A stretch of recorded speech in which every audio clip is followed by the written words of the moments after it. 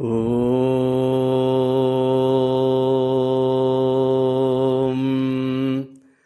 ഹരിശ്രീ ഗണപതയേ നമഃ.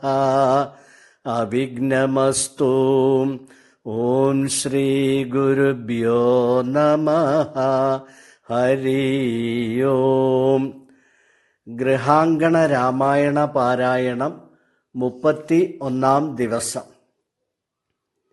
ഇന്ദ്രജിത്ത് യുദ്ധത്തിൽ മരണപ്പെട്ട വാർത്തയറിഞ്ഞ് സീതാദേവിയെ അപായപ്പെടുത്താൻ ശ്രമിച്ചിട്ടുള്ള രാവണൻ സുപാർശന്റെ നിർദ്ദേശപ്രകാരം പെട്ടെന്ന് യുദ്ധക്കളത്തിലേക്ക് പോവുകയാണ്. അവശേഷിച്ചിട്ടുള്ള സൈനികരെ എല്ലാം കൂട്ടിയിണക്കി രാവണൻ യുദ്ധരംഗത്തേക്ക് കുതിക്കുകയാണ്. രാക്ഷസ പടയാളികളെ എല്ലാവരെയും രാമൻ വധിച്ചു കളഞ്ഞു. രാവണൻ ഒറ്റയ്ക്ക് പോരാടി മുറിവ് പറ്റി അവശനായ രാവണൻ മെല്ലവേ അവിടെ നിന്നും കൊട്ടാരത്തിലേക്ക് പോവുകയാണ്. അനന്തരം രാവണൻ ശുക്രാചാര്യരെ കണ്ട് നമസ്കരിച്ചു. തൻ്റെ ദുസ്ഥിതി അറിയിക്കുകയാണ്. എന്തെങ്കിലും ഒരു രക്ഷാമാർഗം ആരായുകയാണ്. ശുക്രാചാര്യന്റെ നിർദ്ദേശപ്രകാരം തൻ്റെ കൊട്ടാരത്തിനകത്ത് ഗുഹയുണ്ടാക്കി ഹോമദ്രവ്യങ്ങളെല്ലാം സംഭരിച്ച് ശുദ്ധനായി മൗനവ്രതം അവലംബിച്ചുകൊണ്ട് ധ്യാനനിരതനായി ഹോമം ആരംഭിക്കുകയാണ്. ആകാശത്ത് ഹോമധൂപം പരക്കുന്നത് കണ്ട വിഭീഷണൻ ഉടനെ തന്നെ വിവരം രാമനെ അറിയിക്കുകയാണ്. രാവണൻ ഹോമം പൂർത്തിയാക്കുകയാണെങ്കിൽ നമുക്ക് യുദ്ധത്തിൽ ജയിക്കുവാൻ ആവുകയില്ല. ഉടനെ അത് മുടക്കേണ്ടതാണ്. ശ്രീരാമന്റെയും സുഗ്രീവന്റെയും ആജ്ഞപ്രകാരം അംഗദന്റെ നേതൃത്വത്തിൽ വമ്പിച്ച വാനര സൈന്യം രാവണന്റെ കൊട്ടാരം ലക്ഷ്യമാക്കിക്കൊണ്ട് കുതിക്കുകയാണ്. കൊട്ടാര ബാലകന്മാരെയൊക്കെ വധിച്ച് അവർ ഹോമസ്ഥലം അന്വേഷിക്കുകയാണ്. അപ്പോൾ സരമ രഹസ്യമായി ഹോമസ്ഥലം കാണിച്ചു കൊടുത്തു. അംഗദൻ ഗുഹയുടെ വാതിൽ ചവിട്ടിപ്പൊളിച്ചു. അംഗദന്റെ അനുമതിയോടെ മറ്റ് വാനരന്മാരും ഗുഹയ്ക്കകത്ത് കയറുകയാണ്. ഹോമസ്ഥലം അവർ തകർത്ത് തരിപ്പണമാക്കി. രാവണനെ കഠിനമായി മർദ്ദിച്ചു. അവന്റെ ശരീരം കീറി മുറിച്ചു. എന്നിട്ടും ദൃഢചിത്തനായി രാവണൻ ഹോമകർമ്മത്തിൽ നിന്നും പിന്തിരിഞ്ഞില്ല. ഒടുക്കം വാനരന്മാർ രാവണപത്നി മണ്ഡോദരിയെ പിടിച്ചു വലിച്ച് അവിടെ കൊണ്ടുവരികയാണ്. വസ്ത്രങ്ങളെല്ലാം കീറിപ്പറിച്ച് അപമാനിക്കുവാൻ തുടങ്ങുകയാണ്. അതുകണ്ട് രാവണൻ നിക്കക്കള്ളിയില്ലാതെ മണ്ഡോദരിയുടെ പ്രാണവേദന കണ്ട് പ്രാണരോധനം കേട്ട് നിക്കക്കള്ളിയില്ലാതെ രാവണൻ ഹോമം മതിയാക്കിക്കൊണ്ട് വാനരെ നേരിടാൻ പുറപ്പെടുകയാണ്. അപ്പോൾ വാനരന്മാർ ഏവരും അവരുടെ ദൗത്യം പൂർത്തീകരിച്ച് മണ്ഡോദരിയെ വെറുതെ വിട്ടുകൊണ്ട് അവിടെ നിന്നും ഓടിപ്പോയി രാമനോട് ഹോമം മുടക്കിയ വിവരം പറയുകയാണ്. ഹോമം മുടങ്ങിയപ്പോൾ രാവണൻ തൻ്റെ അന്ത്യം ഉറപ്പിച്ചു. മണ്ഡോദരിയുടെ അടുത്ത് ചേർന്ന് നിന്നുകൊണ്ട് ഉപദേശവാക്കുകളാൽ അവളെ ആശ്വസിപ്പിക്കുകയാണ്. പ്രശസ്തിയുടെ, വീര്യത്തിൻ്റെ, ധൈര്യത്തിൻ്റെ, കരുത്തിൻ്റെ പ്രതീകമായി സ്വയം പ്രചരിപ്പിച്ച രാവണൻ ഇപ്പോൾ തൻ്റെ സ്വയം പ്രഖ്യാപിതമായ അവസ്ഥയിൽ നിന്ന് താഴോട്ടു പോവാൻ ആരംഭിച്ചിരിക്കുകയാണ്. എന്തായാലും അന്തിമ യുദ്ധത്തിന് രാവണൻ തയ്യാറെടുക്കുകയാണ്. അവശേഷിച്ച 10 സേനാപതിമാരോടും മന്ത്രിമാരോടും കൂടി ഒരു വലിയ ചതുരംഗപ്പടയുമായി വാദ്യഘോഷങ്ങളോടെ ലങ്കേശ്വരൻ യുദ്ധത്തിനായി എത്തിയിരിക്കുന്നു. യുദ്ധസന്നദ്ധരായ വാനരന്മാരോട് രാമൻ പറഞ്ഞു, നിങ്ങളാരും ഇപ്പോൾ ഇവരോട് എതിരിടുവാൻ പോകരുത്. എല്ലാവരെയും ഞാൻ ഒറ്റയ്ക്ക് തന്നെ ഇല്ലാതാക്കിക്കൊള്ളാം. നിങ്ങൾ സന്തോഷത്തോടു കൂടി അതെല്ലാം കണ്ടുകൊണ്ടിരിക്കുക. രാമൻ ഏകനായി തന്നെ രാക്ഷസപ്പടയോട് യുദ്ധത്തിൽ ഏർപ്പെടുകയാണ്. വർദ്ധിത ശക്തിയോടെ രാമബാണങ്ങൾ പ്രവഹിച്ചു തുടങ്ങുകയാണ്. അവിടെയുള്ള ഓരോ രാക്ഷസ പോരാളിക്കും രാമൻ തന്നോട് നേരിട്ട് യുദ്ധം ചെയ്യുന്നതായി അനുഭവപ്പെടുകയാണ്. അത്രയും വൈദഗ്ധ്യമേറിയതാണ് രാമന്റെ യുദ്ധ നൈപുണ്യം. വിശ്വാമിത്ര മുനിയിൽ നിന്നും അഭ്യസിച്ചിട്ടുള്ള ദണ്ഡകം, ധർമ്മചക്രം, കാലചക്രം, വിഷ്ണുചക്രം, ഇന്ദ്രചക്രം, ഐശീകം, കങ്കളം, കങ്കണം, മാനവം, പ്രശമനം, സൗരം, വർഷണം, ശോഷണം, സന്ധാപനം, വിലാപനം, സംവർദ്ധനം ഇത്യാദി 40 വിധ അസ്ത്രശസ്ത്ര വിദ്യകളാണ് രാമൻ അപ്പോൾ അവിടെ പ്രകടിപ്പിച്ചുകൊണ്ടിരിക്കുന്നത്. ബ്രഹ്മാദികളും ദേവേന്ദ്രാദി ദേവന്മാരും നാരദാദി മാമുനികളും ഗന്ധർവ യക്ഷ കിന്നര വിദ്യാധരാദികളും എല്ലാവരും തന്നെ രാമനെ പുകഴ്ത്തിക്കൊണ്ടിരിക്കുകയാണ്. 12 നാഴിക 5 മണിക്കൂറോളം രാമൻ ഈ വിധം അടരാടുകയാണ്. ദിക്കുകൾ അറിയാതെയായി, സമുദ്രം, പർവ്വതം തുടങ്ങിയവയൊന്നും കാണാതെയായി. ആകാശവും ഭൂമിയും രാമശരങ്ങളാൽ മൂടപ്പെട്ടു. 12 നാഴിക കൊണ്ട് രാക്ഷസന്മാരിൽ എല്ലാവരും നിലം പതിച്ചിരിക്കുകയാണ്. ആനകളും കുതിരകളുമൊക്കെ മരിച്ചു വീണു. അപ്പോൾ മൂടപ്പെട്ട മേഘത്തിനിടയിൽ നിന്ന് സൂര്യൻ പ്രത്യക്ഷപ്പെട്ട പോലെ രാമനെ കാണായി. ഈ വിധം യുദ്ധം ചെയ്യുവാൻ പരമേശ്വരനല്ലാതെ മറ്റാർക്കും സാധ്യമല്ല. ലക്ഷ്മണനും സുഗ്രീവാദികളും രാമനു ചുറ്റും നിറഞ്ഞു നിൽക്കുകയാണ്. ലങ്കയിലെ പൗരജനങ്ങൾ ആകവെ യുദ്ധഭൂമിയിലേക്ക് ഓടിയെത്തി. തങ്ങൾക്ക് നഷ്ടപ്പെട്ടവരെ കണ്ട് വാവിട്ട് കരയുകയാണ്. ഈ ദുസ്ഥിതിക്ക് കാരണമായ ഓരോരുത്തരെയും ജനം തെരുവിലിട്ട് വാക്കുകൾ കൊണ്ട് വലിച്ചു കീറുകയാണ്. കൈകസി മുതൽ ഇങ്ങോളമുള്ള വംശപാരമ്പര്യം തന്നെ അവിടെ പഴിക്കപ്പെടുകയാണ്. വൃദ്ധയും വിരൂപയുമായ രാവണ സഹോദരി ശൂർപ്പണഖ ശ്രീരാമനെ കണ്ട് മോഹിച്ചു പോയതാണ് ഈ നാശത്തിന് കാരണം എന്ന് ഒരു കൂട്ടരും, അതല്ല പേപ്പെരുമാളായ മൂഢനും മഹാപാപിയുമായ രാവണൻ സീതയെ കണ്ട് മോഹിച്ചതാണ് ഇതിനൊക്കെ കാരണമെന്ന് വേറെ ചിലരും അഭിപ്രായപ്പെട്ടു. സഹോദരന്മാരായ കുംഭകർണനും വിഭീഷണനും മാതാമഹനായ മാല്യവാനും ശുഗസാരണന്മാരും എന്തിനേറെ ധർമ്മപത്നി മണ്ഡോദരിയും സർവനാശത്തെ മുൻകൂട്ടി കണ്ടുകൊണ്ട് രാവണന് താക്കീത് നൽകിയിട്ടും അഹങ്കാരിയായ രാവണന് വീണ്ടു വിചാരമുണ്ടായില്ലല്ലോ. അവനാണ്, ആ രാവണനാണ് ഇതിനൊക്കെ കാരണമെന്ന് വിളിച്ചു പറഞ്ഞ് ആബാലവൃദ്ധം ജനങ്ങളും രാവണനെ എതിർക്കുന്ന കാവ്യനീതിയാണ് അപ്പോൾ ലങ്കയിൽ കണ്ടുകൊണ്ടിരിക്കുന്നത്. ഇത് ഓരോ ഭരണാധികാരിക്കുമുള്ള പാഠമാണ്. അധികാരവും കൈക്കരുത്തും കൊണ്ട് എല്ലാ കാലവും ധർമ്മത്തെ അടിച്ചമർത്താൻ കഴിയുകയില്ല. ഒരു നാൾ പ്രകൃതി തന്നെ അതിന് എതിരായി ഭവിക്കും, അതിൻ്റെ അവസാനത്തെ കുറിക്കും. പുരസ്ത്രീകളുടെ വിലാപങ്ങൾ കേട്ട് ലജ്ജിതനായ രാവണൻ വീണ്ടും പോരിനെത്തി. കൂടെയെത്തിയ വിരൂപാക്ഷനെയും മഹോധരനെയും സുഗ്രീവനും മഹാപാർശ്വനെ അംഗദനും വധിച്ചു. അനന്തരം രാവണൻ അസ്ത്രപ്രയോഗം ആരംഭിക്കുകയാണ്. രാമൻ ഐന്ദ്രാസ്ത്രം കൊണ്ട് അതിനെ പ്രതിരോധിച്ചു. രാവണൻ ആസുരാസ്ത്രം പ്രയോഗിച്ചു.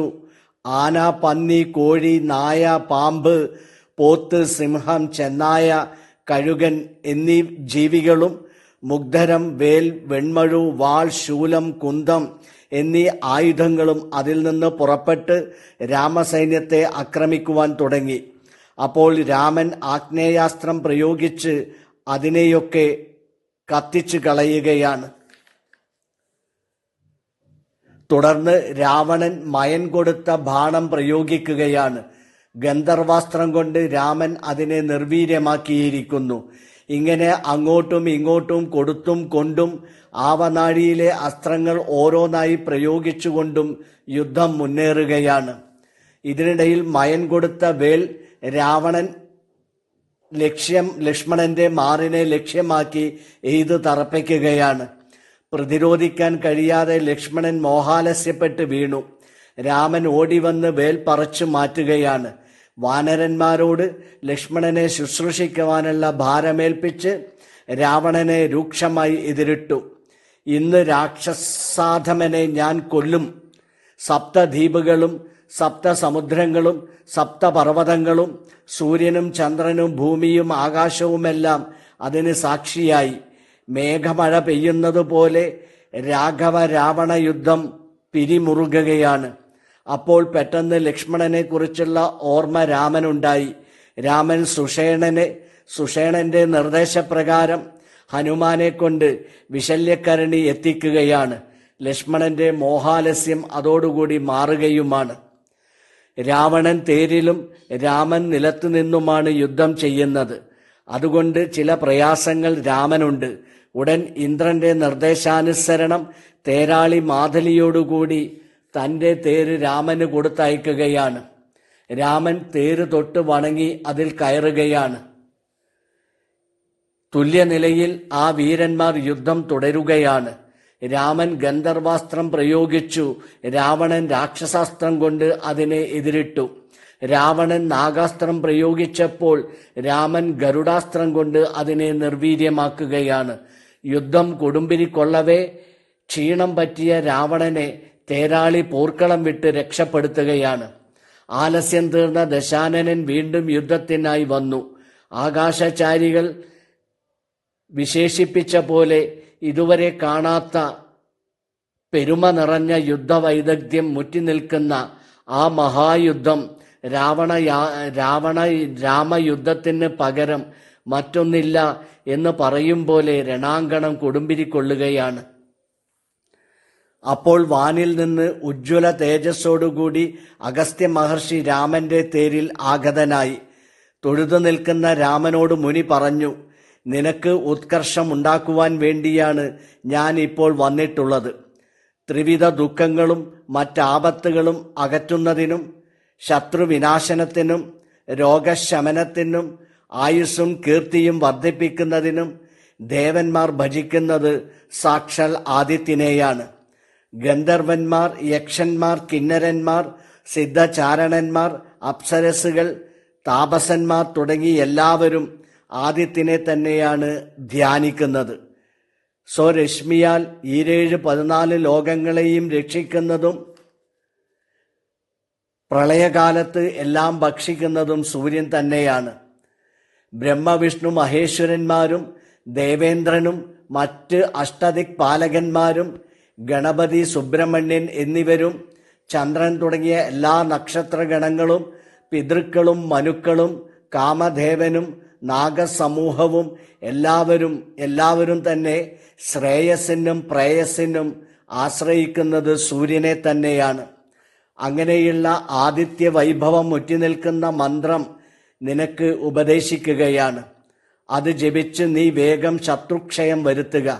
രാമന് ആദിത്യ ഹൃദയ മന്ത്രം ഉപദേശിച്ച് അഗസ്ത്യർ അപ്രത്യക്ഷനാവുകയാണ്. മാതലി അതിവൈദഗ്ധ്യത്തോടെ തേര് തെളിച്ചുകൊണ്ടിരിക്കുകയാണ്. രാമനും രാവണനും അതിരൂക്ഷമായി യുദ്ധം തുടരുകയാണ്. അടുത്തുനിന്നും അകലം വെച്ചും വലം വെച്ചും ഇടം വെച്ചും പിന്മാറിയും മുന്നേറിയും രഥം തെളിയിച്ച് സാരഥിമാരുടെ നൈപുണ്യവും വിളിച്ചോതുന്ന മഹായുദ്ധമാണ് നടമാടിക്കൊണ്ടിരിക്കുന്നത്.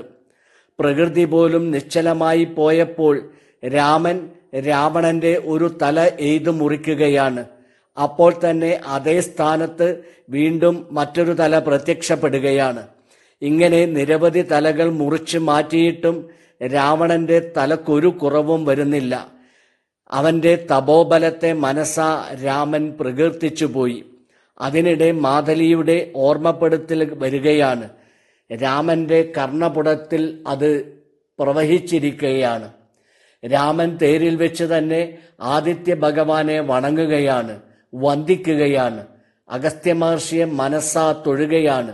വിധിപ്രകാരം ആദിത്യ ഹൃദയ മന്ത്രം ജപിക്കുകയാണ്.